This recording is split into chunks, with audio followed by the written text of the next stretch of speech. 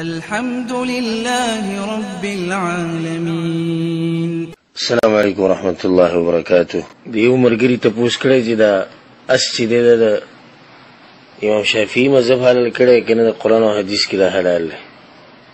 جواب د دې مسلې اول خدا خبره ساتي چې ګره مذهب او یو مولا څه شی هغه پورني شي حلال ولا چې پورې الله نه حلال کړي او هغه پورې شي نه حرام کوله چې پورې الله نه حرام کړي او کله بس حلال او حرامي کین دا خبره به کمزوري. دا اس چې دا قرآن او حدیث کې حلال دی او د امت اکثر علماء دغه فتوا ده.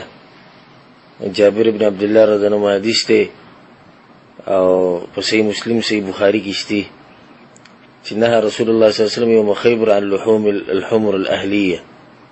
رسول صلی الله علیه وسلم د خیبر په ورځ باندې دا خبره وکړه چې دا کورنی خرج کم دي دا حرام دي. ورخص فی الخیل او دغه مبارک د اس مبارک رخصت ورکو چې دا خوړی شي. دغه شان اسماء بنت ابو بکر رضی الله عنهما حدیث ته چې نحرنا علی عهد النبي صلی الله علیه وسلم فرسا فاکلنا. د رسول په زمانه کې موږ یو پیر اصل لکړه مو خوړلو. دا حدیث امام بخاری امام مسلم راوړی او دغه شان جابر دا حدیث ته هم در قطنی امام بیهقی راوړی. دا ټول په دې دلیل چې دا جایز دي او کم مولیان چې ویل دا جایز نه دا اوس په دې باندې دلیل نشته. یو حدیث پیش کړي چې هغه امام ابو داود امام نسائی راوړی دی بای کېدلی چې رسول الله صلی الله علیه وسلم دې نه منع کړی دی چې دا اسغه خبره خو حدیث چې دا محدثینو په تل کې کمزوري دي سند صحیح نه دی.